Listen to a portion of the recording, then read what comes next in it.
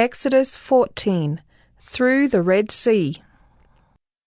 Then the Lord said to Moses, Tell the people of Israel to turn back and encamp in front of Pi-hahiroth, between Migdol and the sea in front of Baal-zephon. You shall encamp facing it by the sea.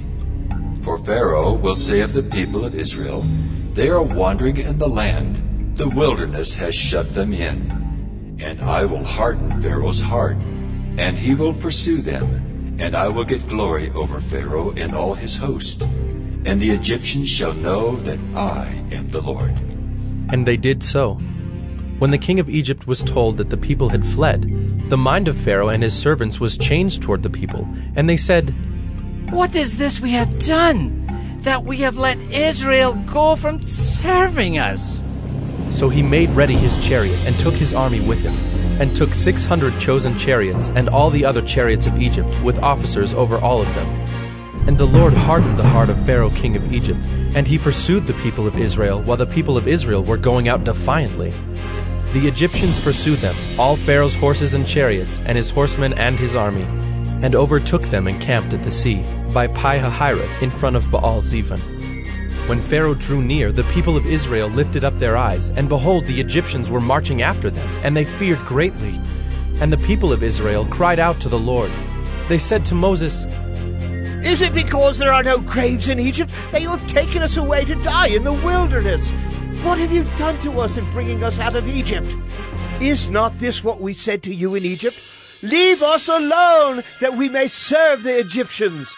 For it would have been better for us to serve the Egyptians than to die in the wilderness. And Moses said to the people, Fear not, stand firm, and see the salvation of the Lord, which he will work for you today.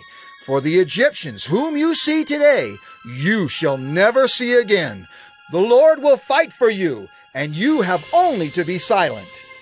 The Lord said to Moses, Why do you cry to me? Tell the people of Israel to go forward. Lift up your staff and stretch out your hand over the sea and divide it, that the people of Israel may go through the sea on dry ground. And I will harden the hearts of the Egyptians so that they shall go in after them.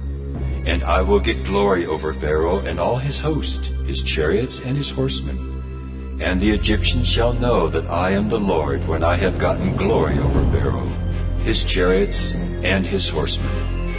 Then the angel of God, who was going before the host of Israel, moved and went behind them, and the pillar of cloud moved from before them and stood behind them, coming between the host of Egypt and the host of Israel. And there was the cloud and the darkness, and it lit up the night without one coming near the other all night. Then Moses stretched out his hand over the sea, and the Lord drove the sea back by a strong east wind all night, and made the sea dry land, and the waters were divided. And the people of Israel went into the midst of the sea on dry ground, the waters being a wall to them on their right hand and on their left. The Egyptians pursued and went in after them into the midst of the sea, all Pharaoh's horses, his chariots, and his horsemen. And in the morning watch, the Lord in the pillar of fire and of cloud looked down on the Egyptian forces, and threw the Egyptian forces into a panic, clogging their chariot wheels so that they drove heavily. And the Egyptians said, Let us flee from before Israel, for the Lord fights for them against the Egyptians. Then the Lord said to Moses, Stretch out your hand over the sea, that the water may come back upon the Egyptians, upon their chariots and upon their horsemen. So Moses stretched out his hand over the sea, and the sea returned to its normal course when the morning appeared. And as the Egyptians fled into it, the Lord threw the Egyptians into the midst of the sea. The waters returned and covered the chariots and the horsemen of all the host of Pharaoh that had followed them into the sea. Not one of them remained. But the people of Israel walked on dry ground through the sea, the waters being a wall to them on their right hand and on their left. Thus the Lord saved Israel that day from the hand of the Egyptians, and Israel saw the Egyptians dead on the seashore. Israel saw the great power that the Lord used against the Egyptians. So the people feared the Lord, and they believed in the Lord and in his servant Moses.